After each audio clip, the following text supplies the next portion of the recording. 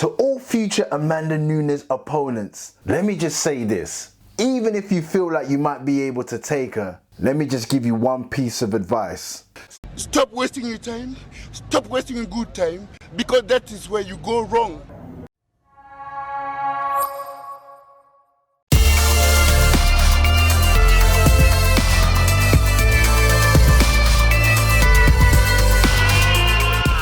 Hi there guys, and welcome to another episode of A Dash of Sports, episode 43. I'll be your host and presenter, Dashiki Dash, and on this show is where I talk about all things sports related, hot topics, and trending stories. And if you like the previous episodes, then hey, give us a like, comment, subscribe. Also, if you are already subscribed, thank you so much. I truly appreciate it. And don't forget to press the notification bell so that you don't miss out on any of my shows. And one last thing, sharing is caring. So don't forget to share this. And on today's show, I'm going to be jumping straight into the world of MMA, UFC 259 to be exact, as I go through all the roundup of results from all the championship fights. Starting off with Petr versus Aljamain Sterling, which ended under some real controversial circumstances. Followed by the next bout, the co-main event, Amanda Nunes versus Megan Anderson, with Nunes showing her complete dominance and why she is the GOAT in the women's division. And then the main event itself, Blachowicz versus Israel Adesanya, as the stylebender tries to step up in weight, attempting to go for the champ title. Spoiler alert, it didn't go quite according to plan. So I'm going to be going through the results and also the post-fight reaction to Izzy's first loss of his career, especially from the one and only Jon Jones. And trust me, he's had quite a few things to say. But hey, more to be discussed right here on A Dash of Sports.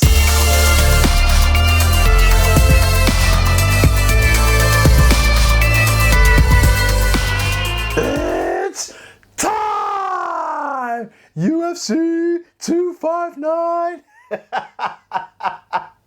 Man, how does Bruce Buffer do it, man? My throat.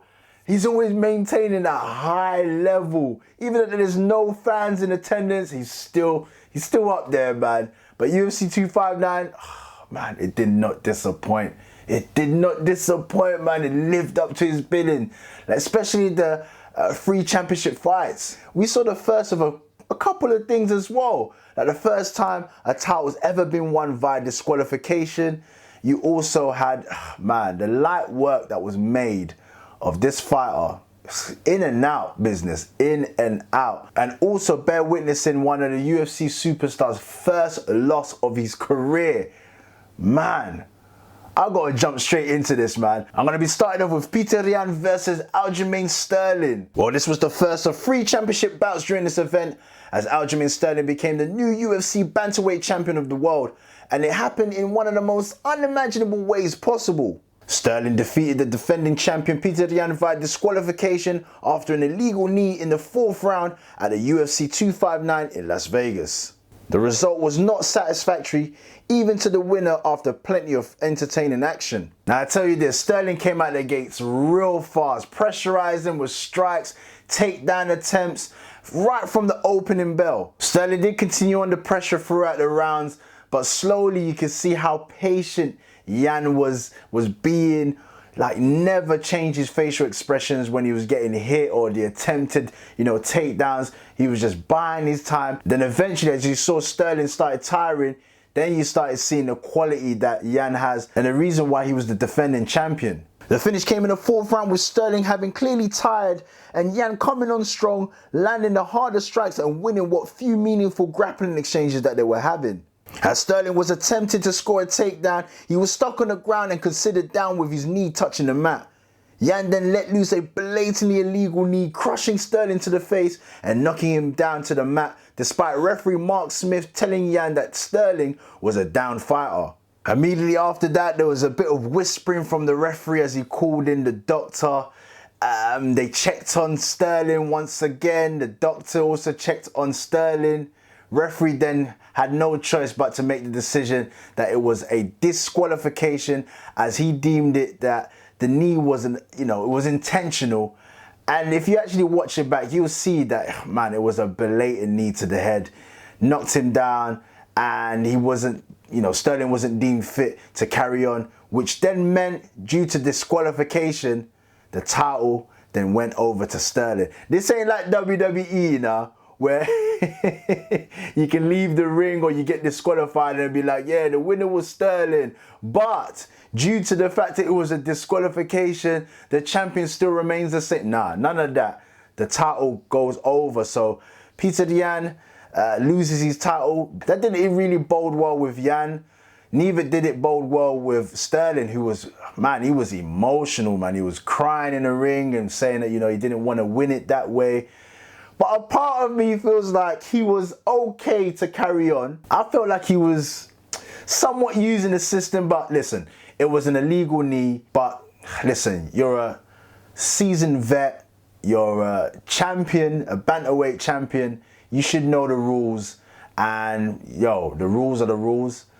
And he got disqualified and he lost his title. But hey, immediately after the fight, the overwhelming talk was about, there being a rematch and literally just running it back as soon as possible. Dana White was having his post-fight interviews about all the fights, and they asked him the question about how soon could they get that fight going on, and he was just like, man, as quick as possible. Sterling was past all clear, by the way. Obviously, I think he went to the hospital, got checked by the doctors, and it came back all clear, so he didn't suffer no concussions, which yet again, I'm still sitting here thinking to myself, was it a bit of play acting, or, was he genuinely hurt with that knee to the head?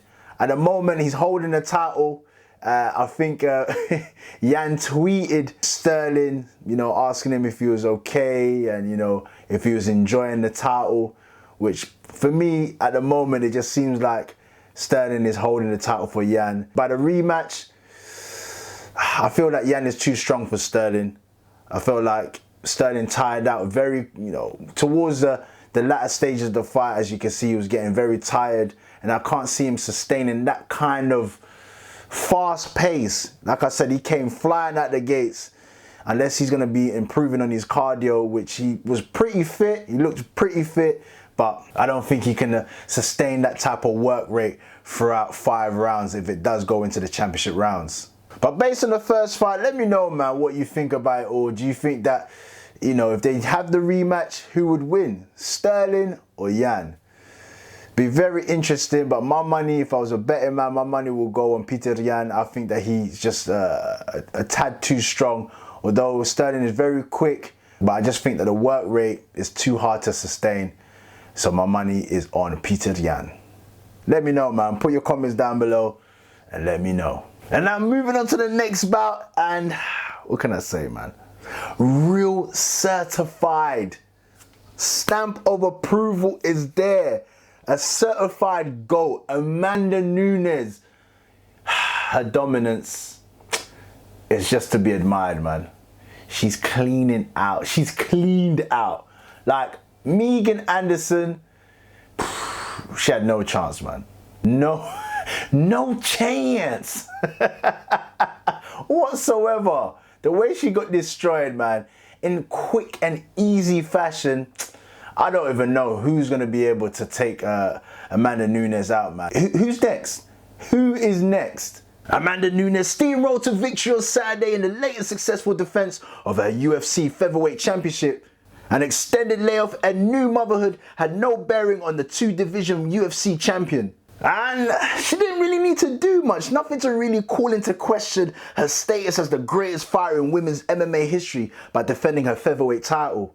And despite Anderson's size advantage at 6 feet and respectable power, the 32-year-old Nunes ran right through the challenger in quick fashion with a submission win within the first 2 minutes of the first round. You see this fight right here, it reminds me of the Mike Tyson day, because it was already, Amanda Nunes had this one before they entered the octagon. Because Megan Anderson, I don't know, man, obviously she felt very confident going into it, but once you're in the octagon with the GOAT herself, Amanda Nunes, it's a different proposition. It's different. And she felt it, because when she got popped for the first time and you heard it, her eyes were wide open like that. It's like, oh damn, this is real. What followed after that was just easy work, man. A few more jabs, leg kick, an easy takedown, then got pummeled on the floor a little bit more, and then that quick triangle arm hold that was applied, and then Megan Anderson, quick tap out, man. Give up. Post-fight, Amanda Nunes said that that's exactly the way that she wanted to end the fight and finish the fight. And literally on her second defense at 145, the same, you know, belt that she won against the Cyborg in 2018. So she's just cleaned out the 145 division right now, and I don't know, man. Obviously, she might step down to 135. Honestly, there's no one out there. I'm lost for words, because I'm just thinking to myself, who would actually even give her a fight, a decent fight now? I think she's fighting at the utmost optimum, like peak condition, peak times right now. Anything that she does in the octagon right now, she's feeling it. And when you're performing at that level, man, it's hard. It's really hard to beat someone like that. The victory was the 13th straight for Nunes, dating back to 2014, and she celebrated inside the octagon with her newborn daughter and wife, the UFC strawweight Nina Ansaroff. And she said since the birth of her daughter, it's given her an added motivation that at the moment she just feels like she's on top of her game. She said that she was dangerous before her daughter was born, and since then, motherhood's kicked in. And boy, just like a lioness, you could not mess around with her. She's dangerous. So who's next? Who's next for Amanda Nunes? Because after that easy win, I don't even know if she cares. Like, she's just ready and willing to continue and keep on going. So she's just waiting. Post-fight, Dana White was saying that the likes of Juliana Pena was texting himself and his whole team. So that is looking like the more likely matchup that's going to be taking place next. And that will be a juicy little tie up there. But like I keep saying, man, Amanda Nunes right now is fighting at a complete optimum level. And it's going to really take somebody real special to dethrone the GOAT, Amanda Nunes. But hey, listen, everybody's got a puncher's chance, so you never know. But at the moment, I can't see anybody taking Amanda Nunes' throne. Anyway, as per usual, man, let me know, man. Put your comments down below. And I know that I've mentioned an obvious one with Juliana Pena, because that was pretty much confirmed by Dana White during his post-fight interview. But the likes of Valentina Shevchenko, that could be a decent fight for Amanda Nunes. Once again, I would always just side with Nunes, but that would be a decent fight that I want to see. I know that you guys have got your own suggestions of names and possible opponents, but I'm still shaking my head, man, because I'm just thinking to myself, who's out there that could really take Amanda Nunes right now? And I can't see it, man. I can't see it. But anyway, put your comments down below and let me know. And now moving on to the main event, Jan Blachowicz versus Israel Adesanya. And the style bender just coming up short to becoming the champ as he was trying to create history, daring to be great. But yeah, man, stepping up in weight wasn't as easy as he probably thought it would be. And I'm surprised though, because beginning of the fight, or pre-fight, the odds were heavily against Jan Blachowicz. And a lot of people would have been like, yeah, man, Adesanya will take this easily. But for me, I was thinking, yo, this is not going to be an easy fight. Blachowicz can bang. But it didn't take all of that banging to beat him, though. A few takedowns late on in the rounds pretty much decided it. But it was a landslide in the points, though, which I was very, very surprised about. Blachowicz and Adesanya fought an intense first 3 rounds of their championship fight, with both men looking to minimize mistakes and make the other one pay.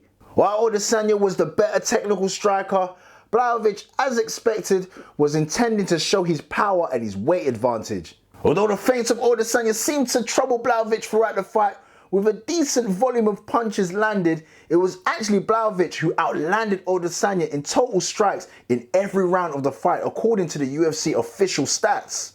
Blachowicz did tease some grappling in the first 3 rounds of the fight, which he was unable to take Adesanya down for any meaningful amount of time.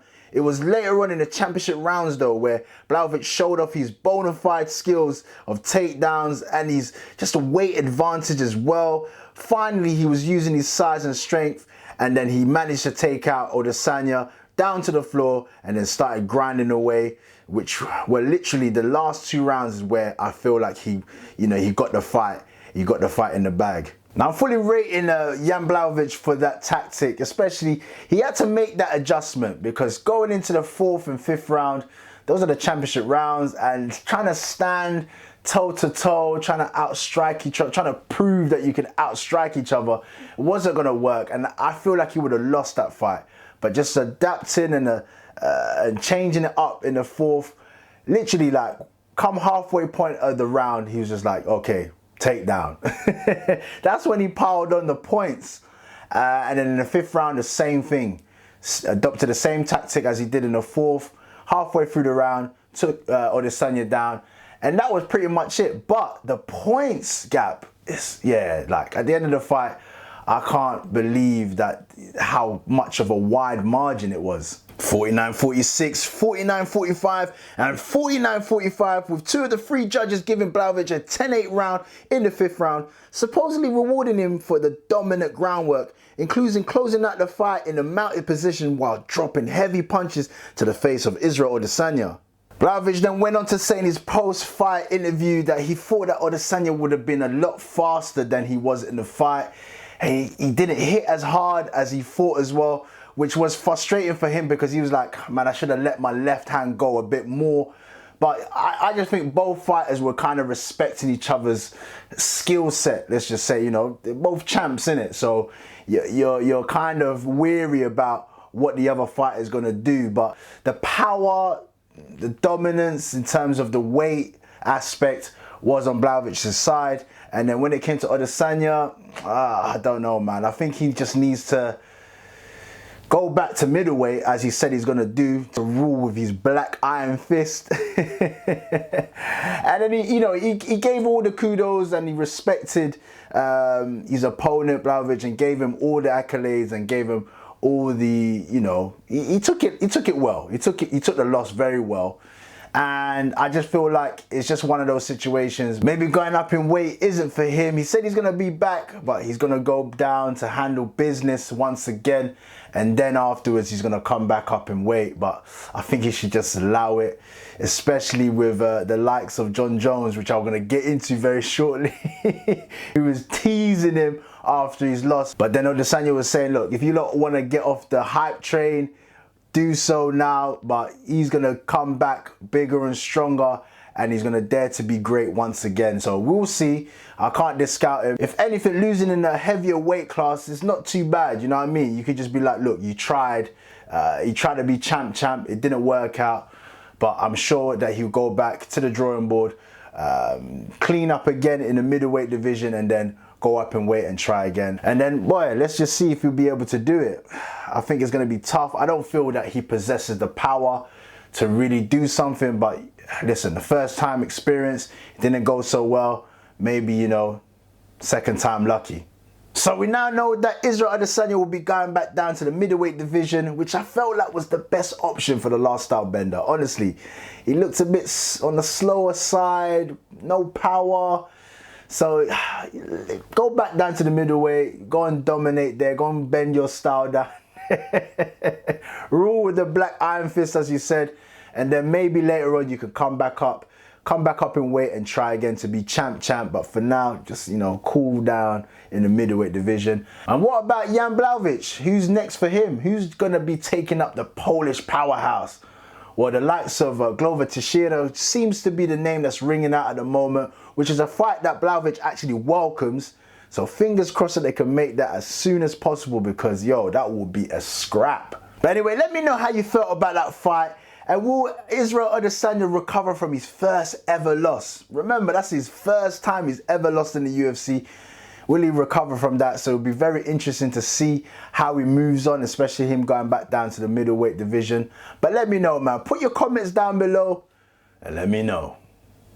But before I go, let me just quickly touch on Jon Jones though, man. When you just seen your rival lose Like, you've got all the words in it. You just want to say everything and anything just to just get underneath their skin. And he was doing exactly that. Not even just after the fight, during the fight as well. But he must have felt like, you know, Izzy was doing something right, because during the second round, he must have tweeted saying like, oh, I can't wait to make this guy my bitch.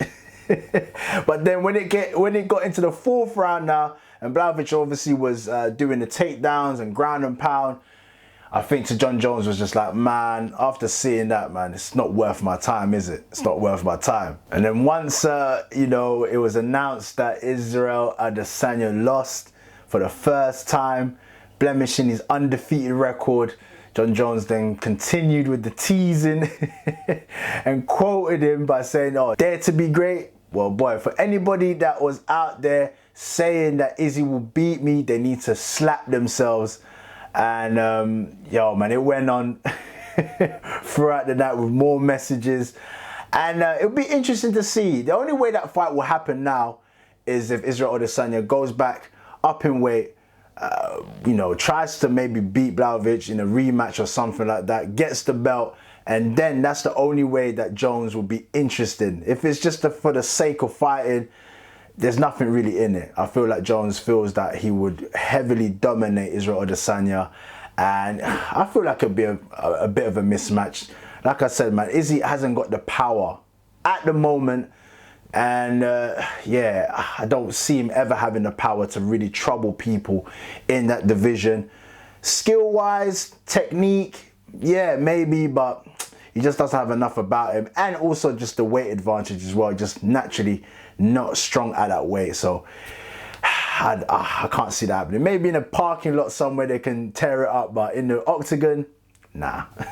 And with that being said, I'm going to leave it there for today, but thank you so much for tuning into another episode of A Dash of Sports. And if you've made it this far into the show, then hey, come on, man. You already know. You guys are the real ones. I truly appreciate it. And if you need further information about future episodes or just your day-to-day sporting updates, then hey, come and check me out. I'm on Instagram and I'm also on Twitter, which is A Dash of Sports. I'll put it down below here at Dash of Sports, and I'll also leave it in my description so that you got a direct link to that. And please don't forget to like, comment, and subscribe. Smash that like button, comment, and help me to get these subs up. I truly appreciate your help with that. And if you are subscribed already, thank you so much. Don't forget to press the notification bell so that you don't miss out on any of my shows. And until the next time here on A Dash of Sports, peace.